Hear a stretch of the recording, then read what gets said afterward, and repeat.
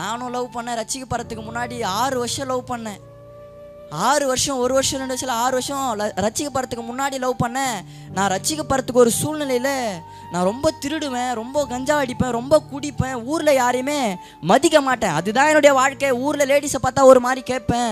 எங்கள் அப்பாவெல்லாம் கண்ணு மேலே அடிச்சு கண்ணு வீங்கி போயிட்டு வெளியே பையன் அடிச்சிட்டேன் அப்படின்னு சொன்னால் வெளியே போனால் அசிங்கமாக இருக்குமேன்னு சொல்லி வீட்லேயே இருந்தார். எங்கள் அம்மா இன்றைக்கும் நொண்டி தான் நடப்பாங்க. நாம்மா நொன்ற அப்படின்னு கேட்டால் இன்றைக்கி நல்லா இருக்கிறடா, ரொம்ப சந்தோஷமாக இருக்குது, அன்றைக்கி குடிக்கும் போது காலில் எட்டி வச்சல ஜவ்வாக இருந்துட்டு இருக்குதுடா, அதனால தாண்டா நொண்டி போகிறேன். அப்படி இருந்த பையன்தான். நானும் லவ் பண்ணேன் 6 வருஷம். அதுக்கப்புறமா யாருமே வேணான்னு ஒரு பிரச்சனை வரும்போது கஞ்சா வித்த பையங்க இன்றைக்கி ஆண்டவரை பற்றி கத்தி பேசுகிறேன். அவருடைய அன்பை ருசி பார்க்காம கத்த முடியுமா? கூச்சம் இல்லாமல் பேச காரணம் என்ன தெரியுமா? அவருடைய அன்பை அதிகமாக ருசி பார்த்துருக்குறேன். இருந்த பையன் நானும் லவ் பண்ணேன் 6 வருஷம். நான் ரட்சிக்கப்படுறதுக்கு கொஞ்ச நாளுக்கு முன்னாடி எங்கள் ஊரை விட்டே என்னை ஒத்திக்கிட்டாங்கன்னு சொல்லணும். ஊருவில் வந்தால் நாங்களாவே போலீஸுக்கு ஃபோன் பண்ணுறோம், அவனை வந்து பிடிக்கலாம் அப்படின்னு சொல்லி தலைவர்கிட்டலாம் போய் பேசி நான் ஊருள்ள வந்தால் என்னை பிடிக்கிற ஒரு ஸ்டேஜில் நான் ஒரு ஊருக்கு போகிறேன், எங்கள் பெரியம்மா வீட்டுக்கு போகிறேன். என்னை யாருமே சேர்த்துக்க மாட்டாங்க, சொந்த பந்தம் யாருமே சேர்த்துக்க மாட்டாங்க. அவங்க வீட்டாண்ட போனால் நான் அவங்க பசங்களை கெடுப்பேன் அப்படின்னு சொல்லி என்னை யாருமே சேர்த்துக்க மாட்டாங்க. இவன் வந்தால் நம்ம வீட்டில் இருக்கிற பொருளை ஏதாச்சும் திருடிட்டு போயிடுவானோ, இவன் வந்தால் நம்ம பசங்களை கெடுப்பானோ, இவன் வீட்டாண்ட வந்தால் போலீஸ் நம்ம வீட்டாண்ட வந்து நம்ம பசங்களை பிடிக்குமோ அப்படின்னு சொல்லி வீட்டாண்ட என்னை யாருமே சேர்த்துக்க மாட்டாங்க. என்னுடைய சொந்த சித்தப்பா ஊழியம் செய்கிறாரு, அவருமே சேர்த்துக்க மாட்டார். நான் எங்கள் பெரியம்மா வீட்டாண்ட இருக்கும்போது அப்போது வக்கீல் வச்சு பேசும்போது நாங்கள் ஒரு 8 பேர் ஒரு வீட்டாண்ட போயிட்டு ஒரு அம்மாவை ஒரு அப்பாவை ஒரு பையனை என் கூட சுற்றி இருந்த பையனை பாட்டெல்லாம் எடுத்து அடிக்க ஆரம்பிச்சிட்டோம். அதில் ஏற்கனவே என் மேலே நிறைய போலீஸ் கேஸ் இருக்குது. இந்த போலீஸ் கேஸ் கொஞ்சம் ஒயிட் ஆகிட்டு கேஸ் கொடுத்துட்டாங்க. இதில் நான் என்ன பண்ணிட்டேன், நான் ஊருக்கு போயிட்டேன். என் கேஸ்கார பசங்கள்லாம் போலீஸ் பிடிச்சி அப்போ எனக்கு ஃபோன் வருது, இந்த மாதிரி உன் கூட சண்டை போட்ட பசங்கள்லாம் போலீஸ் பிடிச்சிச்சுரா, A1 உன்னை தான் போட்டுக்கிறாங்க, நிச்சயமாக உன்னை பிடிச்சா உனக்கு மட்டும் கூண்டாஸ் போடாடா. கூண்டாஸ்னா தெரியல. 1 வருஷம் அது அப்படி இப்படி ஒரு 7 மாதத்தில் வந்துடலாம். 7 மாதம் வரையும் உள்ளே இருக்கணும்ல. வக்கீல் வந்து என்கிட்ட சொல்கிறாரு, நீ உள்ளே போனால் ஒரு 7 மாதம் இருக்கணும், நானாக கொண்டு போய் விட்டாலும் நீ 7 மாதம் இருக்கணும், அவங்களா வந்து பிடிச்சாலும் நீ 7 மாதம் இருக்கணும், நீ நானாக கூட்டின்னு போய் விட்டேன்னா உன்னை அடிக்க மாட்டாங்கடா, நான் சொல்லி விட்டு வரவான்னு சொல்லும் போது நான் சொல்கிறேன், அப்போ போதை நான் சொல்கிறது தான், நான் எடுக்கிறது தான் முடிவு, நான் பிடிக்கும் போது பிடிச்சிக்கிட்டேனா அவங்க எப்படி பிடிக்கிறாங்க பார்க்குறேன் அப்படின்னு சொல்லி நானும் போலீஸ் வர முதல்ல ஓடுறேன். வக்கீல் நான் பண்ணிட்டாருனா நம்ம கூப்பிட்டு இந்த பையன் வரமாட்டானே அப்படின்னு சொல்லி ஸ்டேஷனில் போய் சொல்லிட்டாரு, இந்த மாதிரி தருண் அந்த ஊரில் தான் இருக்கிறான், நீங்கள் போனால் அவனை பிடிக்கலான்னு சொல்லும் போது நானும் எங்கள் அம்மாவை பைக்கில் போயிட்டுருக்குறோம். பைக்கில் போகும்போதே போலீஸ் வந்து கையை பிடிச்சிட்டாங்க. எங்கள் அம்மா பைக்லேருந்து கீழே விழுந்து நீ எப்படின்னா ஓடிடுறா அப்படின்னு சொல்லும் போது அந்த நேரத்துக்கு எங்கள் அம்மாவை கூட பார்க்கல. அம்மா விழுந்துட்டாங்களே, சரி அம்மாவுக்காகவாச்சு மாட்டிப்போம், ஈவு இறக்குமே இல்லாமல் அம்மாவை கூட பார்க்காம ஓடுறேன். எங்கள் அம்மா ஃபோன் பண்ணி அழுகுது, அவங்கக்கிட்ட மாட்டிக்காதடா, நிச்சயமாக அவங்க என்ன பண்ணுவாங்கன்னா கையில் நான் காலை ஓடிப்பாங்க. என்கிட்ட சொல்கிறாங்க நீ எப்படின்னா ஓடிடுன்னு சொல்லும் போது நான் அந்த இடத்துல நிற்கல, சரி அதான் அம்மா பேசுகிறாங்களே அப்படின்னு சொல்லி ஓடிட்டேன். இந்த மாதிரி ஒரு 2 டைம் ஓடும் போது 3ஆவது தடவை எங்கள் பெரியம்மாவே சொல்கிறாங்க, நானும் பசங்களை வச்சுருக்கிறேன்டா, அடிக்கடிக்கு வீட்டான வந்து போலீஸ் வந்து போகுது, உன்னை பிடிக்க வந்து நீ இல்லைன்னு சொல்லி எங்கள் பசங்களை பிடிக்க போகுதுடா, அதுவும் இல்லாமல் அடிக்கடிக்கு வீட்டான போலீஸ் வந்தா எங்களை இந்த ஊர் ஜனெல்லாம் ஒரு மாதிரி பேசுமாடா, நீ எங்கேயாச்சும் போயிடு அப்படின்னு சொல்லும் போது அந்த நேரத்துக்கு எங்கே போகிறதுனே தெரியல. நிச்சயமாக நான் சொல்கிறேன், என்னை யாருமே சேர்த்துக்க மாட்டாங்க. இன்றைக்கும் நான் நிறைய நாள் உட்காந்து யோசிப்பேன், நானா இந்த மாதிரி சர்ச்சில் கத்துறேன், நானா ரோட்டில் கத்துறேன், பொய் இல்லைங்க, இது யாரோ காசு குத்து கூப்பிட்டதுனால வந்தது அப்படிலாம் இல்லை. அதுக்காக அவள் லாங்கிலேருந்து வந்து இங்கே காசு வாங்கின்னு போகணுன்றதுக்காக நாங்கள் வரல, காசு குத்தோம் யாரும் கூப்பிடல. உங்கள் முன்னாடி சாச்சா நிற்கிறேன், வந்து பாருங்களேன், கையை அறுத்து வச்சுருப்பேன், என்னுடைய வயிற்றெல்லாமே அறுத்து வச்சுன்னு இருப்பேன். எங்கள் ஊரில் என்னை சைக்கோன்னு தான் கூப்பிடுவானுங்களே. இப்படி இருக்கும்போது எங்கே போகிறதுன்னு தெரியாமல் ரோட்டில் நின்று அழும்போது தான் எல்லாரும் ஒதுக்கப்பட்ட நிலை, எல்லாரும் தள்ளப்பட்ட நிலை, எல்லாரும் புறக்கணித்து தள்ளப்பட்ட நிலையில், யாருமே இல்லாத சூழ்நிலையில் எனக்கு ஒரு தங்கச்சி இருக்குது. எங்கள் அப்பா அம்மா அந்த பொண்ணு கூட எதுவுமே கண்டுக்காமல் எங்கேயோ ஒரு ஊரில் விட்டு என் கூடவே இருந்தாங்க. அப்போ ரோட்டில் நின்று அழும்போது தான் என்ன ஒரு ஊழியக்காரர் கூப்பிட்டு என்னை பார்க்காத ஒரு ஃபாஸ்ட் ஐயா கூப்பிட்டு சர்ச்சில் படுக்க வச்சார். எதுக்காக தெரியுமா அதை சொன்னேன், என்னடா லவ் பண்ணுறேன்னு சொல்லிட்டு இதெல்லாம் சொல்லின்னு வரையே அப்படின்னு சொல்கிறீங்களா அப்படின்னு ஒரு சிலருக்கு கேள்வி இருக்கும். நான் அதை உணர்கிறேன், ஏன்னா அது மேலே நம்ம கொஞ்சம் ஆர்வமாக இருப்போம்ல. எதுக்காக தெரியுமா அதை சொன்னேன், யாருமே இல்லாத நிலையில் அன்றைக்கி என் கையில் ஃபோனும் இல்லை, அந்த பொண்ணுக்கும் எனக்கும் பேசக்கூடாத ஒரு சூழ்நிலை. அந்த பொண்ணை எனக்கு தரவே மாட்டாங்க. நீ செத்தா கூட செத்துரு. அந்த பொண்ணு 3 தடவை சூசைடில் அட்டன் பண்ணிச்சு, செத்தாலும் சாவு. ஆனால் அவனுக்கெல்லாம் உன்னை கட்டி வைக்க மாட்டேன் அப்படின்னு சொல்லிட்டாங்க. ஏன்னா அப்படிலாம் இருந்த பையன். ஆனால் இப்படி இருக்கும்போது அந்த பொண்ணை என் கூட பேச விடலை, நானுமே அந்த பொண்ணு கூட பேசலை. இப்படிப்பட்ட சூழ்நிலையில் யாருமே எனக்கு இல்லையேப்பா, ஆனாப்பா இந்த நேரத்துக்கு யாருமே வந்து என்கிட்ட பேச மாட்டாங்களா, இதுக்கு ஒரு முடிவே இல்லையா, இல்லை நம்மளை போலீஸ் தான் பிடிக்குமா, இல்லை நம்ம ஊரை சுற்றி சண்டை போட்டிருக்கிறோம், அங்கே போனால் நிச்சயமாக என்னை பசங்க கொலை பண்ணுவானுங்க. அந்த மாதிரி தான் நான். கஞ்சா விற்கிற பசங்கன்னா ஆப்போசிட்டு நிச்சயமாக எப்படி இருக்கும்னு தெரியும். நிறைய டைம் கத்தி எடுத்துன்னு என்னை வெட்ட வரும் போதெல்லாம் ஓடி இருக்கிறேன். இந்த லாஸ்ட்டாக ஒரு சண்டை போட்டு நான் ஊருக்கு போனேன்னு சொன்னேன்ல, அது வந்து என்னை கொலை பண்ண வரும்போது அந்த இடத்துல ஓடி என்னையே கொலை பண்ண வந்துட்டானுங்களே, நம்ம போய் அவங்க வீட்டாண்ட போய் ஏறி அவங்கள யாராச்சும் கொலை பண்ணிட்டோம்னா பயந்துருவாங்க வாடா அப்படின்னு சொல்லி நாங்கள் போன இந்த டீமு தான் சண்டை போட்டு லாஸ்ட்டாக வந்தேன். அதனால தான் அவங்க வீட்டாண்ட போய் சண்டை போட்டோம். நான் ஃபஸ்ட் அப்படியே மொட்டையாக சொல்லிட்டேன், போயிட்டு ஒரு வீட்டாண்ட சண்டை போட்டேன். எதுக்காக சண்டை போட போனேன்னா, கஞ்சா விஷயத்தில் என்னை கொலை பண்ணணுன்னு வரும்போது நான் அந்த இடத்துலேருந்து ஓடி அவனுங்க என்னடா நம்மளை கொலை பண்ணது, நம்ம பண்ணலாம் வாடா அப்படின்னு சொல்லி நாங்கள் போயிட்டு சண்டை போட்டது தான் அது. நாங்கள் வரும்போது அந்த பையன் வீட்டில் இல்லை, நாங்கள் வரது தெரிஞ்சு போயிட்டுருக்கிறோம். அவங்க வீட்டில் இருக்கிறவங்கள போட்டு அடிக்க ஆரம்பிச்சிட்டோம். இப்படிப்பட்ட சூழ்நிலையில், பேச முடியாத ஒரு சூழ்நிலையில், பேசவே முடியல. அப்போது நான் என்ன பண்ணிட்டேன்னா, சர்ச்சுக்கு வந்து சர்ச்சில் உட்காரும் போது நானாகவே எனக்குள்ளே யோசிக்கிறேன், நிறைய டைம் நம்மளை நம்ம ஊர் சர்ச்செல்லாம் கூப்பிட்டுருக்குறாங்களே, நம்ம போக மாட்டோமே, எனக்கு சபைனா பிடிக்காது. என்னுடைய சொந்த சித்தப்பா ஊழியம் செய்கிறாரு, ஒரு நாள் வழிப்பறி பண்ணுவேன், இந்திக்காரங்கிட்டலாம் ஃபோனு காசெல்லாம் பிடுங்குவேன். இப்படி பிடுங்கும் போது நைட்டு ஒரு 10 மணிக்கு நான் சர்ச்சு பக்கமாக வரும்போது ரொம்ப மழை. நாங்கள் ஒரு 3 பேர் வரும்போது ரொம்ப மழை, எல்லாருமே நின்றுட்டோம். நிற்கும் போது எங்கள் சித்தப்பா என்ன பண்ணுறாருனா, டே நீங்கள் சர்ச்சில் வந்து ஜபம் பண்ண வேணாம், எதுவும் பண்ண வேணாம், சர்ச்சில் வந்து சும்மா உட்காருடா அப்படின்னு கூப்பிடும்போது என் கூட இருந்த பசங்க போயிட்டானுங்க. சர்ச்சு உள்ள அவன் வந்தான், இன்னைக்கு இல்லை, அவன் செத்துட்டான். 1 மாதம் ஆகுது ஆக்சிடெண்ட்டில் இறந்து. நாங்கள் 3 பேர் போகிறோம். அதான் சொன்னாங்களே, பாவத்தின் மரணம் சம்பளம். ரசிக்கப்பட்டேன், என் கூட ஒன்றா இருந்தான். நான் வெளியே வந்ததுக்கப்புறம் எங்கள் மாமாவே கொலை பண்ணிட்டு நல்லா ஊரில் கெத்தாக சுற்றினான். அவனை நினச்சிருந்தான் நம்மளை யாரும் நம்ம கொலை பண்ணிட்டல, நம்மளை வெட்டுறதுக்கு ஆள் யாருன்னு. அவனாவே லாரியில் எடுத்துன்னு போய் விட்டு அவனாவே செத்தான். ஹாஸ்பிட்டலில் இருக்கும்போது காலை தூக்கி பிடிக்கிறேன், தரேன் காலை தூக்கி பிடிறான்னு சொல்லும்போது தூக்கி பிடிக்கிறேன். சரி பொழைச்சிப்பா, நான் கை வச்சு அப்பயும் ஜெபம் பண்ணுறேன். பா நான் வந்துட்டல, என் கூடவே இருந்தான்ப்பா, இந்த ஒரு தடவை மட்டும் அவனை எப்படியாச்சும் அவன் உயிரை காப்பாற்றிட்டீங்கன்னா நிச்சயமாக அவனை நான் ரட்சிப்பின் பாதியில் நடத்துவோம்ப்பா. எனக்கு தான் வசனம் தெரியல, நான் நிச்சயமாக அவன்கிட்ட பேசுகிறேன்ப்பா, எத்தனையோ முறை சொல்லியிருக்கிறேன் தான், ஆனால் அந்த ஒரு முறை அவனை கொடுங்கப்பா. ஜெபம் பண்ணிட்டு வந்தேன். மறுநாள் கோர்ட்டுக்கு போயிட்டேன். அதுக்கு மறுநாள் 3 பேர் இப்போ பைக்கில் விழுந்தாங்க.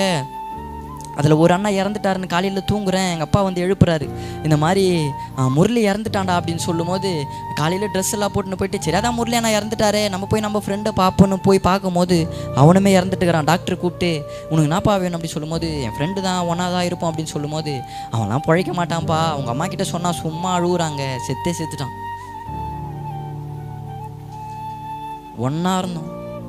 பாவத்தின் சம்பளம் நிச்சயமாக மாறணும், மாற்ற முடியாது.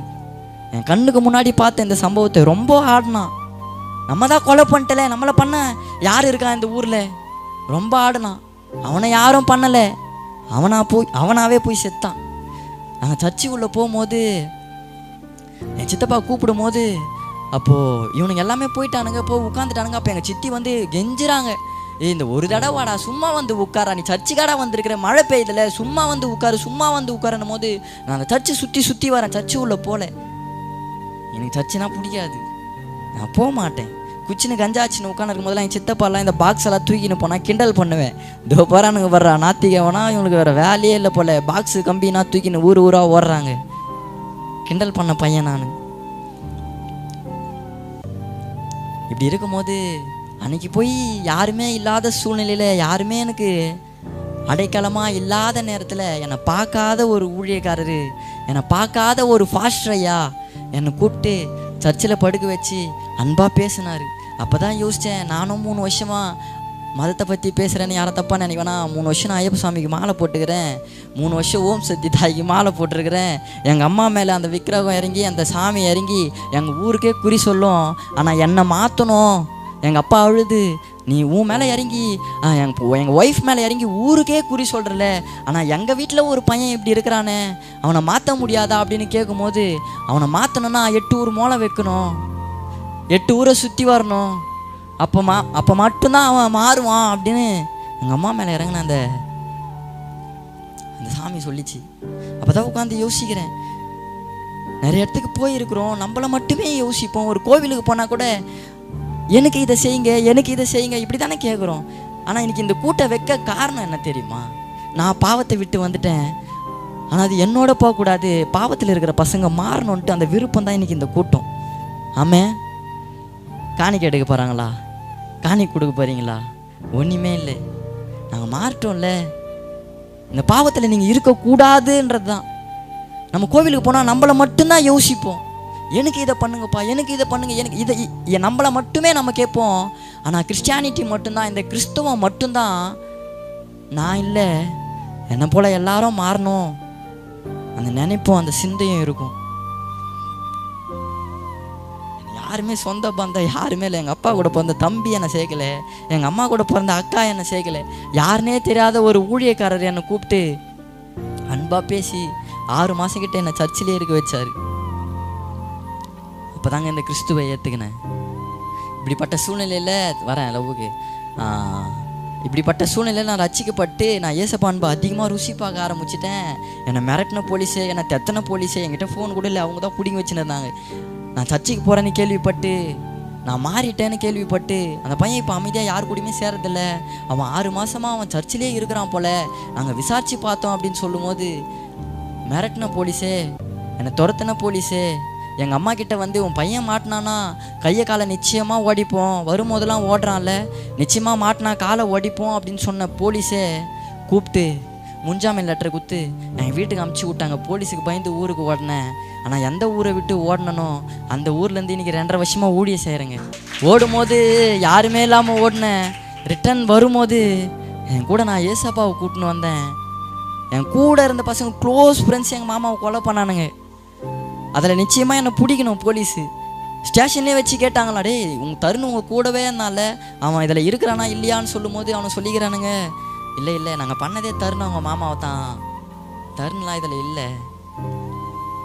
அதில் நிச்சயமாக வெளியே வந்த பசங்க சொன்னானுங்க, டேய் நீ மட்டும் ரசிக்கப்படல, நீ மட்டும் சர்ச்சுக்கு போகலன்னா எங்கள் கூட வந்துட்டுருப்படா, நீ ஒரு ஆள் இல்லைல்ல, அது மட்டும்தான்டா எனக்கு கஷ்டமாக இருந்தது. அந்த வார்த்தையை சொன்னவன் செத்தே போயிட்டான். இப்படிப்பட்ட சூழ்நிலை அந்த பொண்ணு கூட பேசுறதை விட்டுட்டேன். அந்த பொண்ணு என்ன பண்ணிச்சுன்னா, கிட்டத்தட்ட அதுக்கு நான் அதை வயசு எல்லாமே கூட்டம்லாம் ஓட்டேன். குடி போதையில் என்ன பண்ணிட்டேன்னா, கையில் பேர் டேட்டு போட சொல்லிச்சு. நீ தான் என்ன லவ் பண்ணுறல, நான் வந்து என்ன சொல்லணும்னா அவன் தான் எங்கள் ஆளுன்ட்டு நான் சொல்லணும், நீ கையில் டேட்டு போட்டு வந்து காட்டு அப்படின்னு சொல்லும்போது, அதெல்லாம் வேணாம், டேட்டு போட்டால் பிரிவாங்களாம் அப்படின்னு சொல்லும்போது, நீ போட்டு தான் ஆகணும் அப்படின்னு சொல்லும்போது, இது என்னடா தொல்லையாக இருக்குது அப்படின்னு சொல்லிட்டு நானும் என்ன பண்ணிட்டேன், நானும் உண்மையாக தான் லவ் பண்ண போயிட்டு அந்த டேட்டுவை போட்டுன்னு வந்துட்டேன். டேட்டு போட்டுன்னு வந்து நம்மளுக்கு லவ் அதிகமாகிட்டு, டேட்டு போட்டுமே இதுக்கப்புறம் நம்மளை எந்த பொண்ணு பார்க்க போகுது அப்படின்னு சொல்லிட்டு கவர்மெண்ட் ஹாஸ்டலில் படிக்கிற பொண்ணை நானும் செத்து போனால அந்த ஃப்ரெண்டும் 2 பேர் போயிட்டு கவர்மெண்ட் ஹாஸ்டல்லேருந்து மேலேருந்து அந்த பொண்ணை பின்பக்கமாக இறக்கி தூக்கின்னு வந்துட்டோம். அவங்க வீட்டில் என்ன பண்ணிட்டாங்க, ஹாஸ்டலில் பொண்ணு காணன்னு ஹாஸ்டல் மேலே கேஸ் கொடுத்துட்டாங்க. ஹாஸ்டல்காரங்க என்ன பண்ணிட்டாங்கன்னா, ஹாஸ்டல்லேருந்து பொண்ணு காணமேன்னு ஸ்டேஷனில் கம்ப்ளைண்ட் கொடுக்கும்போது என்னை 2 நாள் தான் போலீஸே வராத இடத்துல கொண்டு போய் வச்சுருந்தேன். அந்த இடத்துல வந்து 2 நாளில் என்னை பிடிச்சிட்டாங்க. பிடிச்சி போக்சோ கேஸ்லாம் உள்ளே இருந்தேன்.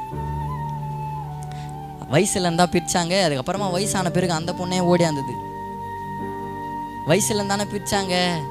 நான் உன் கூட தான் இருப்பேன், உன்னை விட்டு நான் வேறு எங்கேயும் போக மாட்டேன், எல்லாருக்கும் தெரியல, இத்தனை வருஷமாக லவ் பண்ணிட்டு நான் யார் கூட போவேன்னு சொல்லிட்டு அவங்க வீட்டை விட்டு நான் கூப்பிடலை, எதுவுமே பண்ணல. பஸ்ஸை விட்டு பஸ்ஸில் ஏறி எங்கள் ஊர் பஸ் ஸ்டாண்ட் வந்து நின்றுன்னு ஃபோன் பண்ணு, நீ வரல நான் செத்துருவோம் அப்படின்னு சொல்லும் போது நான் போகிறேன்.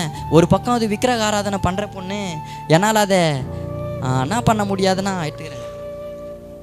என்னால் அதை என்ன பண்ண முடியாதுன்னா எங்கள் வீட்டுக்கு கூட்டின்னு வர முடியாது. எங்கள் அப்பா அம்மா என்ன பண்ணுறாங்கன்னா, பாவம் முன்னையை பார்த்து யாரையோ ஒருத்தரை கட்டி இதனடா போகிற, இத்தனை வருஷமாக லவ் பண்ணலை, குடிக்கும் போது கஞ்சா அடிக்கும் போதெல்லாம் அந்த பொண்ணு உன்னை நம்பி தானே இந்த கூப்பிட்டுடா பார்த்துக்கலான்னு சொல்கிறாங்க. என் கூட வீடியோ பிடிச்சினுக்கிற தம்பியும் சொல்கிறான், நோ உனக்கு நானா மனசே இல்லையாண்ணா, அந்த அக்கா வந்து அப்படி அழுகுறாங்க, நீ நானா இந்த மாதிரி பண்ணுற. போவே இல்லை. இப்போ அந்த பொண்ணை ஏமாத்திட்டேன் தானே, என் பக்கம் பார்த்தா நான் நீதிமான் மாதிரி. நான் என்ன பண்ணிட்டேன், நான் ரசிக்கப்பட்டேன். நான் அவ்வளோதான் ஏசுப்பாக்குள்ளே இருக்கிறேன், நான் ஊழிய செய்கிறேன், நீ எனக்கு செட் ஆக மாட்டேன்னு நான் சொன்னாலும், நான் என்னை நீதிமானாக ஆக்குனாலும் நான் அந்த பொண்ணை ஏமாத்தின கணக்கு தான். அது ஏமாந்து போன ஒரு சூழ்நிலை தான். நான் அனுப்பிவிட்ட மறுநாள் அந்த பொண்ணுக்கு அவருடைய தாய் மாமாவை கல்யாணம் பண்ணி வச்சாங்க. மூளை வளர்ச்சி கம்மி, பைத்தியம் அந்த ஆள். இந்த பொண்ணுக்கு 18 வயசு, அவருக்கு 32 வயசு. கல்யாணம் பண்ணி வச்சாங்க. அந்த பொண்ணு ஏமாந்து போன சூழ்நிலை தானே. ஒருத்தரை நம்பி போனா என் வாழ்க்கைக்கு நானாவே உன்னை தேர்ந்தெடுப்பேன்னா இப்படிப்பட்ட சூழ்நிலை வரும். சிம்சோனுக்கு வந்தது சாகத்தக்கதா. யாருக்கிட்ட போய் அழுவுது தெரியல. என் சொந்த பந்தமே சபிக்கிறாங்க. ஊழியம் சேரல, நிச்சயமாக பாரு நீ ஆண்டவர்கிட்ட பதில் சொல்லுவேன், அந்த பொண்ணை நீ இந்த மாதிரி பண்ணிட்டல. யாருக்கிட்ட போய் சொல்ல தெரியல. எங்கள் அம்மா கிட்ட எழுப்பி கேட்குறேம்மா, நானாம்மா தப்பு பண்ணிட்டேன், நானாம்மா ஏமாற்றிட்டேன் அப்படின்னு கேட்கும்போது, நீ என்னடா பண்ண, அவங்க வீட்டில் தரல, அதுக்கு நம்ம என்னடா பண்ண முடியும், விட்றா அப்படின்னு சொல்லும்போது என் கூட இருக்கிற பசங்களே ஒரு மாதிரி பேச ஆரம்பிச்சானுங்க. யாருக்கிட்ட போனால் அதுலேருந்து நான் வெளியே வருவேன்னு தெரிய முடியாமல் சர்ச்சு சாவி வாங்கி சர்ச்சில் போய் விழுந்து கிடந்து அழுதேன். நான் உனக்கு மனசே இல்லைன்னு சொன்னாலே தம்பி, அவன் வந்து நான் அழுறத பார்த்துட்டு, நான் உன்னா அது போனா போட்டோம், இதுக்கப்புறம் நீ அழாத அனுப்பிவிட்டேன். அதுக்கப்புறமா அந்த பொண்ணு என் பக்கம் வரல. எதுக்கு தெரியுமா சொல்கிறேன், எல்லாத்தையும் அவர் மாற்றுவார். யார்கிட்ட சொல்கிறதுன்னு தெரில, அவர்கிட்ட போய் சொல்லிட்டு அழுதேன், மாற்றினார் எல்லாத்தையும். சிம்சோன் அவராகவே போய் சூஸ் பண்ணார். செத்துலாம் போல, எதுக்கு இந்த வாழ்க்கை, எதுக்கு இந்த வாழ்க்கை, இப்படிப்பட்ட ஒரு நிலை வரும். உன் முன்னாடி நிற்கிற சரியான சைக்கோங்க. நான் பிச்சைக்காரங்க ரோட்டில் நாங்கள் வழிப்பறிக்கு போகும்போதெல்லாம் அந்த நேரத்துக்கு காசு இல்லைன்னா ரோட்டில் பிச்சை எடுப்பாங்களே, அந்த பிச்சை எடுத்துன்னு உட்காந்து இருந்தால் அவங்கக்கிட்ட ஆச்சு காசு பிடுங்குவோம். ரோட்டு ஓரத்தில் இந்த கோவில் ஓரத்தெல்லாம் பொட்டி கடை இருந்தேன்னா அதெல்லாம் கல்லை தாச்சு வச்சு அதில் இருக்கிறதெல்லாம் திருடுவோம்.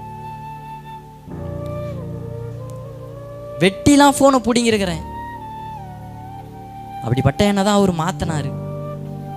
எதுக்காக தெரியுமா சொல்கிறேன், அதெல்லாம் விட்டு தூரம் வந்து நான் ஒருத்தருடைய அன்பை ருசி பார்த்து உங்ககிட்ட பேசுகிறேன்.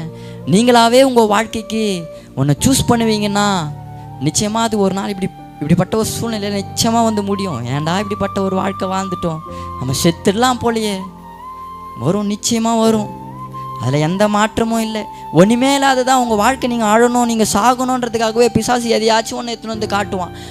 ஒரு நாளும் நம்ம அதிகமாக நேசிக்கிறவங்க ஒரு சூழ்நிலை வரும்போது அவங்க விட்டு போகும்போது நம்மளை என்ன தெரியுமா பண்ணுவாங்க, நான் நிறைய லவ் பண்ணிக்கிறேன், அந்த பொண்ணு ஆர்வம் லவ் பண்ணால் நான் சைட்லலாம் நிறைய வண்டி ஓடுன்னு இருந்தது, நம்ம நல்லா பேசின்னு இருக்கும்போது நம்ம அவங்க விட்டு தூரம் வரும்போது நம்ம சொல்லக்கூடிய ஒரு காரணம் என்ன தெரியுமா, நம்ம மேலே அவங்க அன்பாகவே இருந்தாலும் அவங்கள ஏதாச்சும் ப்ளைம் பண்ணுறதா பார்ப்போம், ஏதாச்சும் பழி சொல்லணும், நீ இதை பண்ணலை அதனால எனக்கு பிடிக்கல.